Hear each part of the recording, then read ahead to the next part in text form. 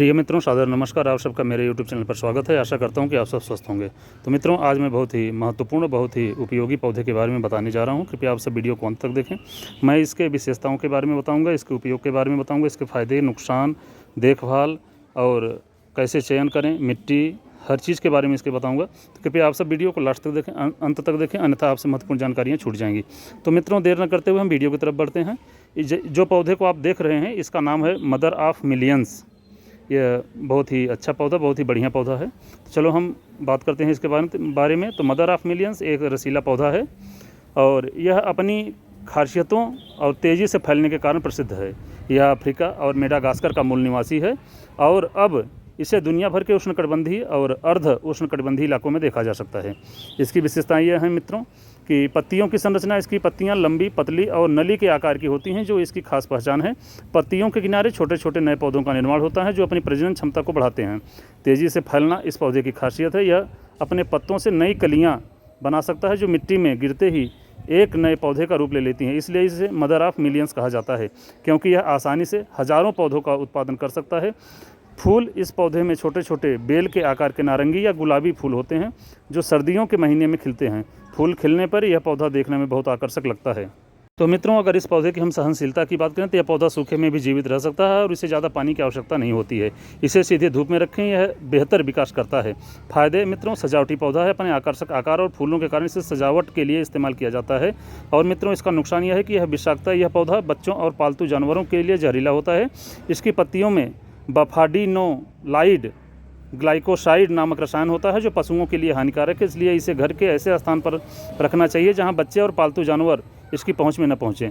और मित्रों, यदि हम इसके देखभाल की बात करें तो इसे ज़्यादा पानी की ज़रूरत नहीं पड़ती है, क्योंकि इसकी जड़ें जल्दी सड़ जाती हैं। इसे तभी पानी दें जब मिट्टी सूख जाए। और मित्रों, इसे धूप वाली जगह पर रखें। हल्की छांव में भी यह ठीक रहता है, परंतु सीधी धूप इसे अधिक पसंद है। मिट्टी इसे जल निकास वाली मिट्टी में लगाना चाहिए, ताकि पानी मिट्टी में न रुके। और मित्रों, मदर ऑफ़ मिलियंस एक खूबसूरत और मजबूत पौधा है, जो बहुत कम ही देखभाल में तेज़ी से बढ़ जाता है। हालांकि इसे नियंत्रण रखना महत्वपूर्ण है, ताकि यह अनियंत्रित तरीके से न फैले और अन्य पौधों को नुकसान न पहुंचाए। मित्रों, मदर ऑफ़ मिलियंस को उगाना बहुत आसान है, क्योंकि यह पौधा अपने आप ही बहुत तेज़ी से फैलता है और कम देखभाल में भी जीवित रह सकता है। तो मित्रों, इसे उगाने के लिए कुछ सरल चरण हैं, जिनका पालन करके आप इसे आसानी से उगा सकते हैं, घर या बगीचे में लगा सकते हैं। सबसे पहले मित्रों, पौधों का चयन करें। इस पौधे को उगाने का सबसे अच्छा तरीका है कि इसके पत्तों से निकले छोटे छोटे पौधों को लेकर के मिट्टी में लगा दें। मदर ऑफ़ मिलियंस की पत्तियों के किनारे पर ये छोटे छोटे पौधे खुद ही उग जाते हैं, जो ज़मीन में गिरकर नई जड़ें बना लेते हैं।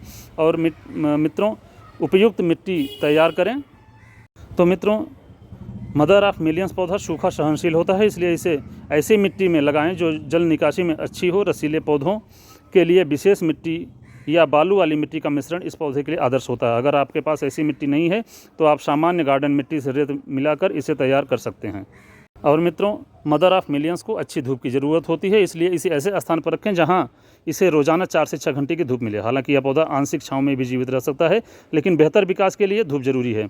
और मित्रों, पौधे के छोटे छोटे प्लांट्स को मिट्टी की सतह पर रखें। इन्हें गहराई में दबाने की ज़रूरत नहीं है, बल्कि बस हल्के से मिट्टी के ऊपर रख दें।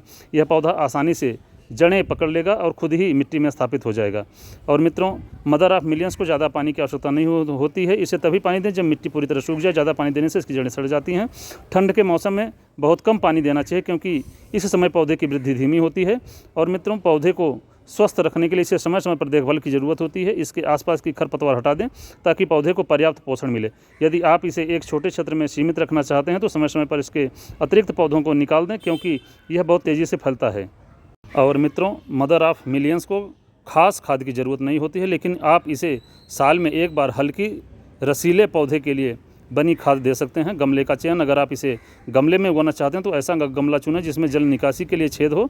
इससे अतिरिक्त पानी निकल सकेगा और जड़ें सड़ने से बची रहेंगी। तो मित्रों, इसके औषधि उपचार के बारे में बात कर लेते हैं। कुछ क्षेत्रों में पारंपरिक चिकित्सा में इसके पत्तों का उपयोग किया जाता है, जैसे कि सूजन, घाव और छोटे मोटे दर्द के उपचार में। हालांकि इसे चिकित्सा में उपयोग करने से पहले विशेषज्ञ की सलाह अवश्य ले लें, क्योंकि यह जहरीला भी हो सकता है। त्वचा पर लगाने वाले उत्पाद, पारंपरिक रूप से कुछ संस्कृतियों में इसे त्वचा पर लगाने वाले छोटे मोटे घाव और फुंसियों में राहत मिलती है, लेकिन इसका उपयोग सावधानीपूर्वक ही करना चाहिए। तो मित्रों, मदर ऑफ़ मिलियंस पौधे में कई कीटों से लड़ने की क्षमता होती है, जिससे यह खुद को सुरक्षित रख सकता है। इसका उपयोग ऐसे क्षेत्र में किया जा सकता है जहाँ कीटों की समस्या अधिक हो।